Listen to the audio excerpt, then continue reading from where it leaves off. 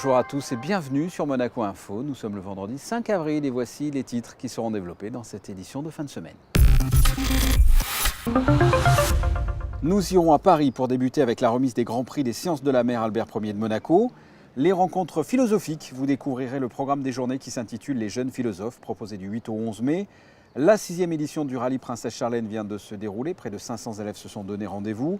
Les imprévus des ballets de Monte-Carlo. Jean-Christophe Maillot a présenté dans ses ateliers quelques extraits des 2 créations qui seront à l'affiche au Grimaldi Forum prochainement. Et enfin, notre invitée du week-end aujourd'hui, la comédienne Corinne Touzé. Elle était en principauté pour jouer la pièce Voyage en ascenseur. La Monaco Ocean Week s'est achevée la semaine dernière en principauté. Il était également question d'environnement et de préservation des océans à Paris avec la remise des Grands Prix des Sciences de la Mer Albert Ier de Monaco à l'ambassade de Monaco. Une de nos équipes était sur place. Un reportage d'Émilie Rousseau sur des images d'Alexandra Paolini. La Société de géographie est l'une des plus anciennes sociétés savantes françaises. Elle est même la doyenne des sociétés de géographie au monde. Créée en 1821, elle rassemble à cette époque les plus grands savants qui se passionnent pour cette discipline et encourage les explorations. Alors qu'elle va bientôt célébrer son bicentenaire, la société poursuit ses actions pour mieux faire connaître et aimer la géographie. La société participe, je dirais, non seulement à la recherche pour mieux connaître la planète, à la fois sur le plan environnemental et humain, mais aussi pour faire aimer la géographie par le plus grand public possible. Nous avons, notre discipline, la géographie, a suivi, je dirais, un fil un peu trop académique et trop intellectuel et un peu compliqué à comprendre pour le commun des mortels. Et nous avons la mission de faire aimer cette discipline. La principauté de Monaco est liée à cette société de géographie depuis fort longtemps. Le prince Albert Ier en était un membre éminent, tout comme le prince Régnier III, qui a fondé le Grand Prix des Sciences de la Mer à l'occasion du 150e anniversaire de la société en 1971. C'est à l'ambassade de Monaco à Paris, dans le 16e arrondissement, qu'ont été justement remis ces grands prix par le prince souverain pour les 3 dernières années.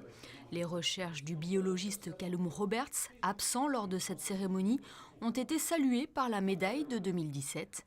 L'ONG Bloom a, elle, été distinguée par le Grand Prix 2018. L'organisation créée il y a tout juste 15 ans alerte sur l'importance de la protection de nos écosystèmes marins. Bloom s'est engagé vraiment au début sur un combat très précis qui était la lutte contre le chalutage profond, c'est-à-dire des énormes bulldozers industriels qui vont arracher jusqu'à 2000 mètres de profondeur des coraux, des éponges, des organismes profonds magnifiques, inconnus pour la plupart, pour récolter quelques poissons qu'on valorisait très mal sur les étals des supermarchés ou des poissonneries. Et cette destruction à grande échelle d'un milieu très peu connu en fait et très très fragile, l'océan profond, c'était une aberration qui nous a vraiment mis en mouvement.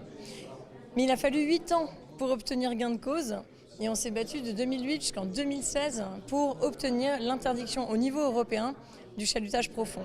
Et après 3 ans de lutte, l'ONG vient tout juste de faire interdire la pêche électrique en Europe. Une bataille de longue haleine qui sera effective en 2021. Le Grand Prix 2019 a lui été remis à Biljana Cincin-Sen, notamment présidente du Forum mondial sur les océans. C'est un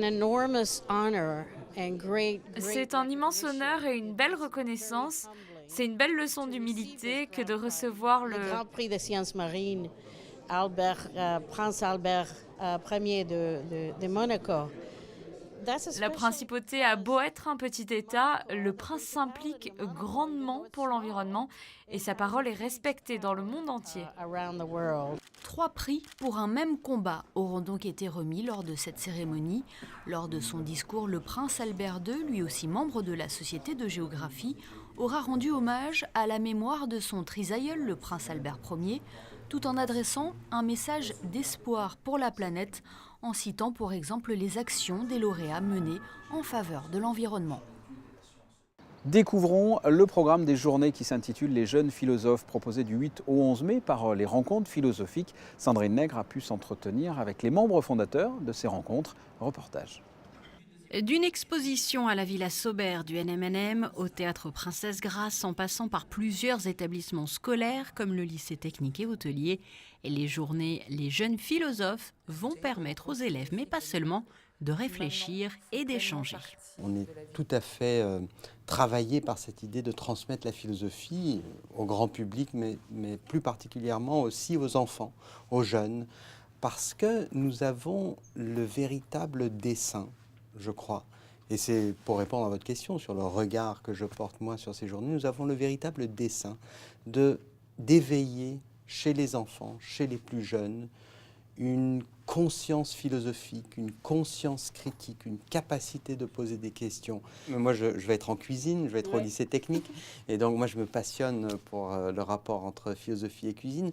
Pour moi, mes premiers mots, ce sera de leur dire en quoi la philosophie devrait être à l'écoute de l'exercice de la cuisine, l'exercice culinaire. Lycée technique et hôtelier aussi, avec cette table ronde le 11 mai présentée par Raphaël Zeguri-Orly. Moi, je vais modérer un panel sur la philosophie face à l'enfance, l'enfance dans l'histoire de la philosophie, disons le regard qu'a pu avoir ou porter la philosophie sur l'enfance, l'histoire de la philosophie face à l'enfance, avec Paul Audy, André Charac et Pierre Guénantia. Voilà, il s'agira pour nous de se demander si la philosophie peut désormais se mettre à l'écoute de l'enfance, dans la mesure où elle n'a pas toujours eu cette écoute qui s'impose à nous aujourd'hui. Au Théâtre Princesse Grace, plusieurs temps forts le 10 mai, conférence présentée par Claire Chazal, dont les bénéfices seront reversés à Jeunes J'écoute. La veille le 9, création théâtrale autour du poète et du philosophe, suivi d'un dialogue avec Robert Majury. Ce qui me plaît beaucoup, c'est justement que les jeunes interprètent quelque chose qui a à voir avec la philosophie, et notamment Socrate et Platon, et puis Orphée aussi de Cocteau. Et je voudrais profiter de cette occasion théâtrale pour témoigner de la jeunesse de la philosophie. Moi, c'est ça qui m'intéresse. La philosophie de la jeunesse et aussi la jeunesse de la philosophie. Nous reviendrons sur ces journées destinées aux jeunes et sur l'importance que revêt la philosophie le 24 avril, puisque mademoiselle Charlotte Casiraghi sera notre invitée de la semaine. Entretien à retrouver dans votre journal dès 19h. Sachez aussi, vous le voyez, que le 4e volet du cahier des rencontres philosophiques de Monaco est désormais disponible. La 6e édition du rallye Princesse Charlène s'est déroulée ce vendredi matin. Près de 500 élèves se sont donné rendez-vous pour participer à différentes épreuves sportives. Vanessa Dessy était sur place. Esprit d'équipe, respect, solidarité et goût de l'effort, près de 300 élèves participaient à la 6e édition du rallye Princesse Charlène, organisé par la Direction de l'Éducation nationale de la jeunesse et des sports en collaboration avec la Fondation Princesse Charlène de Monaco et Peace and Sport. L'épreuve était composée de 3 ateliers. C'est un rallye urbain. Où il y a donc c'est une épreuve chronométrée, où il y aura 2 épreuves sportives et une épreuve cérébrale sous forme de de QCM. Et puis entre-temps, donc, il y aura une conférence où ils seront sensibilisés donc, aux objectifs de la Fondation Princesse Charlène et de Peace and Sport, l'organisation de la paix par le sport. Et puis ils feront également un atelier où ils vont verbaliser et essayer de créer une production à partir donc des objectifs de ces 2 fondations, de la Fondation Princesse Charlène et de Peace and Sport. Et c'est une volonté d'organiser une manifestation en s'appuyant sur les élèves de 3e des 3 établissements de la Principauté, à savoir le Collège Charles III, le Collège FANB et le lycée technique hôtelier de Monaco, particulièrement la section des SECPA. Le monégasque Kevin Crovetto, gymnaste de haut niveau ayant représenté la Principauté à l'occasion des Jeux Olympiques de Rio, a partagé son expérience avec les adolescents. La 6e édition du rallye Princesse Charlène aura permis, cette année encore, d'initier les jeunes scolaires aux valeurs du sport. On a eu l'espèce de petite conférence dans l'auditorium qui était très sympa aussi. Avec les 2 athlètes sportifs, franchement c'était très bien. Ça s'est bien passé. Bon après j'ai quelques soucis, je suis asthmatique. Bon mais j'ai quand même terminé la course parce que je voulais le faire pour mon équipe. Voilà, mais sinon c'était une bonne expérience. C'était assez compliqué, surtout après de remonter surtout. En fait nous on est parti un peu trop vite, du coup à la fin c'était compliqué de remonter mais ça va, c'était faisable. C'était un bon sport en équipe. fallait se souder les coudes, quoi. C'est, on va dire, mais le sport peut-être dans la compétition, mais aussi avec un esprit d'amitié avec les adversaires et aussi avec notre groupe. Pour apprendre plutôt à communiquer plutôt que de crier pour pas... Enfin voilà, et on gagne du temps et comme ça nous apprend à gagner. Et même si on perd, c'est pas grave, on apprend. C'était dur mais c'était super, c'était vraiment bien. Oui, c'était une expérience inoubliable. À ce point? Oui. Pourquoi? La solidarité. La solidarité. De l'équipe. C'était aussi très bien organisé, le QCM, la remontée, c'était vraiment super. La médaille d'or de ce 6e rallye Princesse Charlène a été attribuée au 3e neuf du collège Charles III. Tous les élèves ont ensuite brandi un carton blanc, symbole fort qui invite le monde entier à manifester sa volonté d'œuvrer en faveur de la paix mondiale. Les imprévus des ballets de Monte-Carlo. Jean-Christophe Maillot a présenté dans ses ateliers quelques extraits des 2 créations qui seront à l'affiche au Grimaldi Forum du 25 au 28 avril. Un reportage de José Sacré.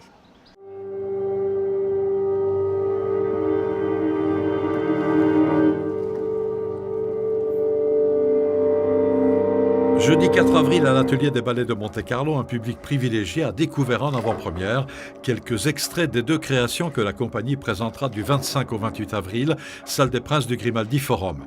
La première création, intitulée Atman, est signée du chorégraphe espagnol Goyo Montero. Que travailler avec un groupe, c'est pas simple. Et donc il a vraiment relevé le défi haut la main en travaillant avec 30 danseurs sur le phénomène du groupe. Il a travaillé sur cette pièce qui s'appelle Atman, qui est une relation au sanskrit qui veut dire l'âme, le moi.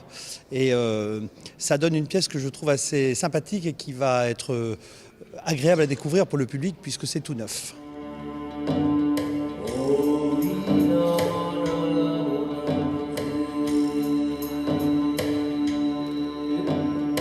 Le 2e ballet, qui sera à l'affiche du 25 au 28 avril au Grimaldi Forum, Corre Meu, est une recréation d'une courte pièce qui avait littéralement galvanisé les milliers de spectateurs de la fête de la danse Place du Casino, avec les musiciens d'Antonio Castrignano et les musiques des Pouilles. Antonio Castrignano qui a interprété live une chanson lors de ces imprévus.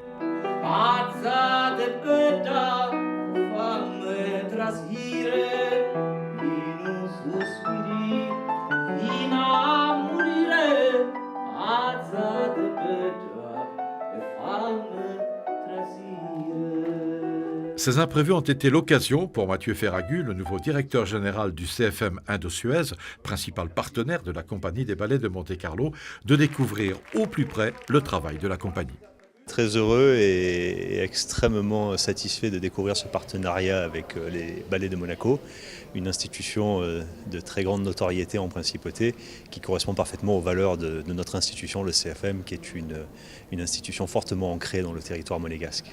Alors la force des ballets de Monte-Carlo, c'est qu'ils sont en quelque sorte le porte-drapeau de la culture à travers le monde. Oui, tout à fait. CFM Indo-Suez, et Indo-Suez est un groupe mondial. Certains de nos clients voient les ballets quand ils se rendent dans leur pays de résidence. Et donc effectivement, ce rayonnement nous convient parfaitement et nous permet d'accompagner les ballets dans le véhiculage de l'image des ballets et de la principauté dans le monde.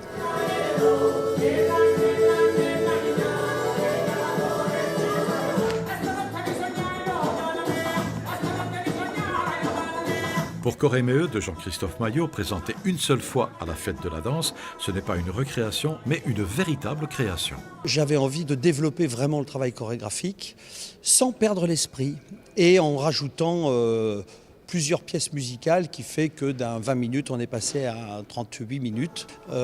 Donc la pièce est beaucoup plus nourrie, beaucoup plus travaillée, mais je crois, et j'en suis très heureux, que cet esprit festif, cet esprit jouissif de la musique d'Antonio Castrignano reste présente.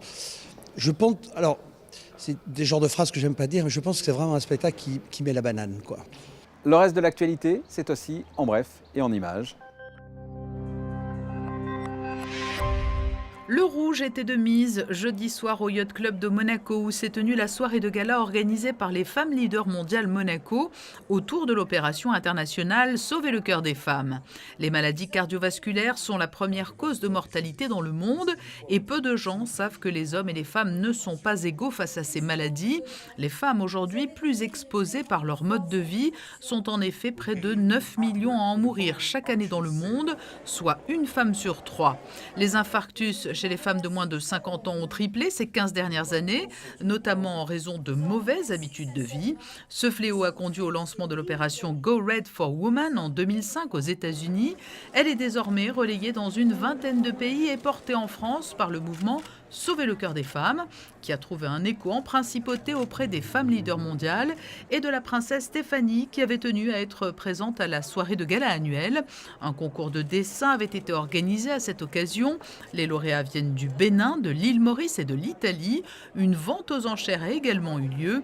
Sauver le cœur des femmes a pour vocation de médiatiser et rendre accessible et compréhensible ce problème de santé publique. Le 6 avril est traditionnellement la journée internationale du sport pour le développement et la paix. Et cette année encore, l'association Peace and Sport renouvelle l'opération White Card.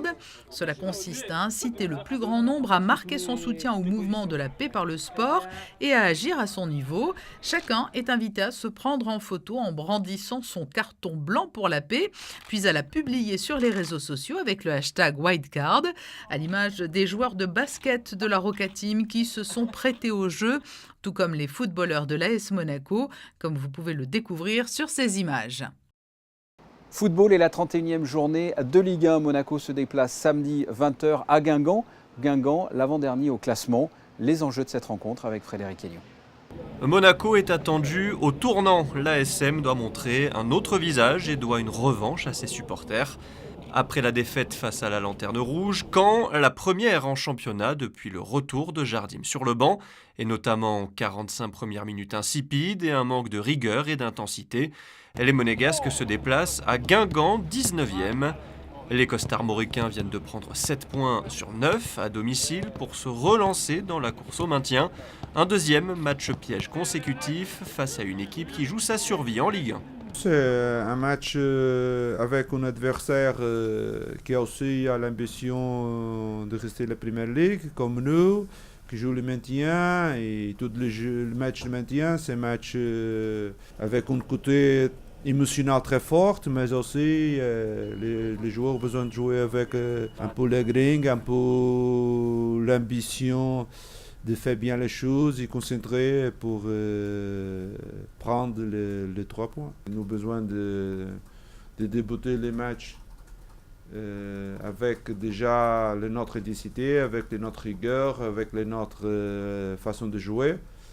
Ne pas attendre que l'adversaire fait un but. Absent depuis 2 matchs, Cesc Fabregas s'est entraîné normalement cette semaine et est apte pour ce match à Guingamp. Falcao, touché à l'adducteur face à Caen, est incertain. Il est temps de recevoir notre invité du week-end et aujourd'hui il s'agit de Corinne Touzé. Bonjour. Bonjour. Vous êtes ici à Monaco. Alors on a préenregistré cet entretien, on est jeudi soir. Dans quelques instants vous allez monter sur la scène du Théâtre des Variétés.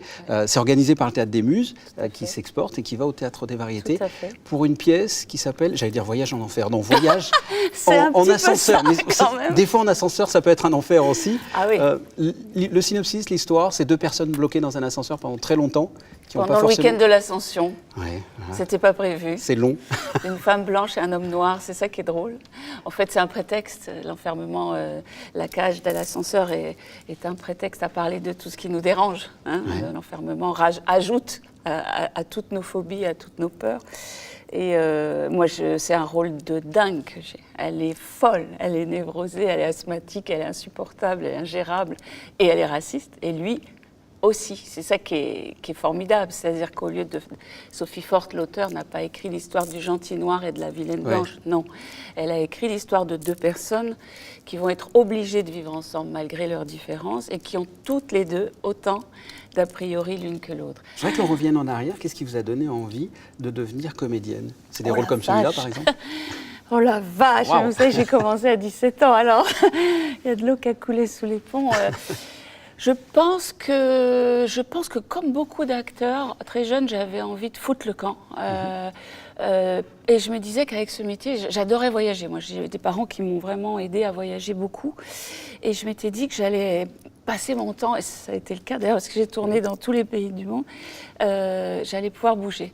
Et pour parler plus précisément du métier, je pense que j'étais tellement mal dans ma peau à l'adolescence que d'être quelqu'un d'autre que moi, c'était vachement sympa finalement.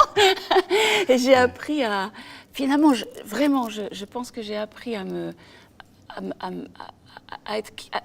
découvrir ou me connaître davantage au fur et à mesure de mes personnages, de mes rôles.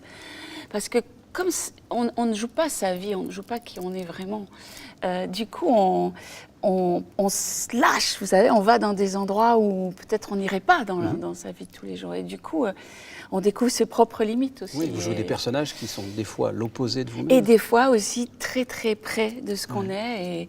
Et c'est très perturbant. Et ce que je trouve très beau, vraiment, et là, sans flagornerie aucune, c'est que je trouve que plus on prend de l'âge, plus c'est passionnant, plus c'est enrichissant, plus c'est compliqué. Et du coup, vous avez toujours la même passion pour le métier? De plus en plus, parce qu'en fait, j'ai fait de la télé pendant 30 ans. Je suis sur scène depuis 2008, pratiquement. J'ai joué une pièce par an.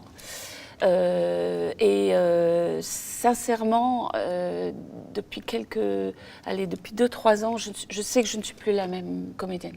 Je ne suis plus la même comédienne. Je jouais plus pareil? Non, c'est comme si, vous savez, j'avais des malles que j'ai remplis. D'objets, de souvenirs, d'énergie, parce qu'avec le public, on partage beaucoup. Je suis sur les routes, moi, depuis 8 ans, pratiquement. Et chaque année, je vais à Avignon, où je crée un nouveau spectacle. Je suis entrepreneur de spectacle, donc c'est moi qui produis mes pièces depuis 8 ans. Et c'est magnifique, dur, pas facile, je claque pas dans les doigts. Là, vous voyez, le projet que je vais jouer à Avignon cet été, je l'ai depuis 3 ans, donc il m'a fallu 3 ans pour y arriver. L'argent, il ne tombe pas du ciel, surtout de nos jours. Et puis le théâtre ne va pas très bien, il est en difficulté. Il y a beaucoup de théâtres à Paris qui vont fermer ou qui sont en vente. Puis on est beaucoup. Mais pour revenir à votre question sur l'actrice, la comédienne, je ne pourrais plus m'en passer maintenant. C'est ma vie, quoi. C'est ma vie 300 jours sur 365. On peut parler d'Isabelle Florent? Ah bien sûr, le personnage d'une femme d'honneur. C'est ma sœur, ouais. Vous attendiez, c'est une série que vous avez tournée de 96 à 2007. Alors on a l'impression que 2008. 2008, ouais, peut-être. C'est pas grave, on s'en fiche d'ailleurs. Il y a 11-12 ans que ça s'est arrêté, mais avec les rediffusions, on les voit toujours. Tous les week-ends. C'est un personnage qui vous colle toujours à la peau? Oui, tout le temps. Dans le bon sens ou le mauvais sens du terme? Ah non, c'est que du bonheur. C'est que du bonheur. Alors je dis pas. Là, vous savez, souvent les acteurs, ils font du violon. Alors moi, je peux pas me cacher, c'est que j'ai tourné que 4 épisodes par an, donc je peux pas dire que ça m'a pas étouffée, ça en termes de temps de travail. J'ai continué à faire d'autres choses à chaque année, en même temps que La Femme d'honneur, je tournais 1 ou 2 unitaires. Je suis passée au théâtre, bon, pas tout de suite, hein, ça c'est pas, voilà, on m'attendait pas à bras ouverts, hein, le théâtre c'est une famille très très fermée. Donc, je ne peux pas me plaindre de ça. Le fait que ça soit diffusé tout le temps, ce qui est drôle, là par contre c'est drôle, c'est-à-dire que ça passe tous les week-ends depuis 8 ans. Donc, à chaque fois que je vais au théâtre quelque part, il y a toujours des gens qui vont venir pour la première fois me voir au théâtre. Il y a aussi tous ceux qui viennent et qui me disent « je vous ai vu l'année dernière dans ceci, je vous ai vu il y a 2 ans dans cela ». Mais chaque fois, comme hier soir on était à La Ciotat, il y a des gens qui sont venus me dire « je ne vous avais jamais vu sur scène, mais maintenant, je vais venir vous voir parce que c'est génial, quoi. Les gens disent, vous vous éclatez et tout, mais moi, je vous connaissais qu'à la télé. Je dis oui. Donc, la télé, sincèrement, m'a permis de toucher un autre public qui vient au théâtre me voir et me découvrir totalement différente. Parce qu'évidemment, La Femme d'honneur, j'étais militaire, ça a un petit côté rigide comme ça. Puis bon, j'étais plus jeune, hein, donc j'étais plus timide. J'avais peur de... Voilà, il y avait des gendarmes partout sur le plateau. C'était des vrais gendarmes, hein, c'était pas des figurants. Donc bon, tous les scénarios étaient lus, revisités par le CIRPA gendarmerie. On pouvait pas faire... Moi, j'avais le doigt sur la couture du pantalon quand même. Et j'ai beaucoup appris, j'ai adoré faire ça, j'étais très sportive, donc je me suis éclatée. On connaît Corinne Touzé, comédienne. Comment est la femme? Quels sont vos traits de caractère? Il me faut 10 ans pour vous parler. Un petit synopsis, alors un petit synopsis de vos caractères. Moi, j'ai un sale caractère. C'est vrai? Ça s'est pas vu là quand on s'est dit bonjour, quand on... Parce que en fait c'est très simple, quand on me connaît, les gens qui me connaissent s'en fichent complètement. C'est parce que je suis très anxieuse, je suis quelqu'un de très anxieux. Donc j'ai tendance à me paniquer, voilà, pour des fois Tiens, j'ai mon lacet qui a été fait. Je voulais le faire discrètement, mais je me suis dit ça va se voir. Ça fait chic. Et pardonnez-moi. Alors, comment vous dire? Alors, je suis passionnée, ça c'est sûr. Je suis gavée d'énergie. Merci à mes parents de m'avoir donné cette énergie. Je crois que le sport m'apporte énormément parce que je continue et je ne peux pas vivre sans. À Paris, je vis à vélo. J'ai une hygiène de vie, donc je vous dis ça non pas pour faire genre c'est pas ça. C'est que j'ai besoin de cette énergie. J'ai besoin de là, si vous, je sais pas si vous allez rester, mais ce spectacle, c'est un rôle sportif. Oui, parce que vous bougez dans l'ascenseur. Mais vous pouvez pas savoir. Enfin, en 4 jours, il se passe des choses. Bon. Et elle travaille sur le souffle, sur la respiration. Elle est en apnée 2-3 fois. Elle fait une crise d'asthme. J'ai besoin d'être en... Alors, ça, c'est... Je suis canalisée comme femme, puisque vous posez des questions à la femme. Maintenant, je ne suis pas facile à vivre. J'ai des colères terribles parce que je voudrais que tout soit parfait tout le temps. Donc les gens qui veulent que tout soit parfait sont chiants. Voilà. Mais par contre, j'ai un cœur gros comme ça. J'aime les gens. Je suis curieuse de tout. Je m'intéresse à tout, à tous les métiers. Pas particulièrement au mien, à tous les autres métiers, parce que le mien, je le connais. Vous connaissez? Et j'ai tendance, quand j'arrête de travailler, à aller tout de suite ailleurs, faire autre chose, voir des gens qui parlent d'autre chose et qui font autre chose. D'ailleurs, vous avez remarqué, on ne voit pas beaucoup dans le journal, je me montre très peu. J'ai même, pour vous dire, c'est une anecdote, je vous livre un secret que je n'ai jamais dit à personne.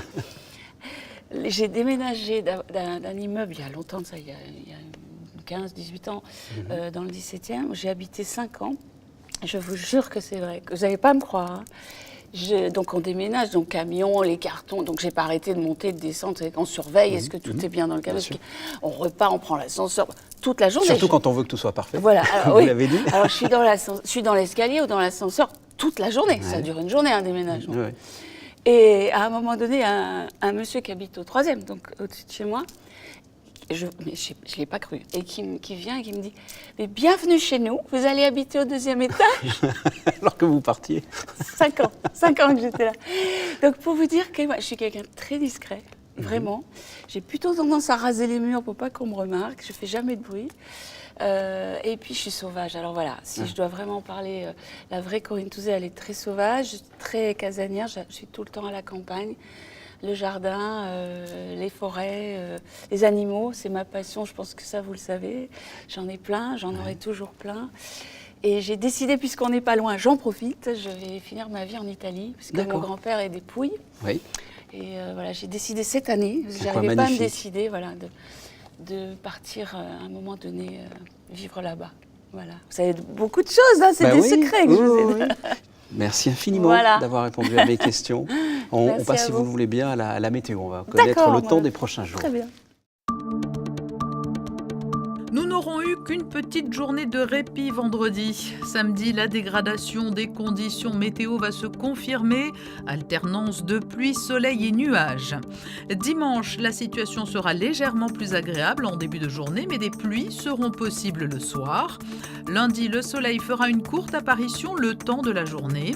Mardi, retour de l'instabilité et des températures toujours bien plus fraîches avec des minimales à 10 degrés. Situation identique mercredi et jeudi prochain. Ce journal est terminé. Merci de votre fidélité. La suite de vos programmes sur Monaco Info. Je vous souhaite de passer un excellent week-end. À très bientôt. Au revoir.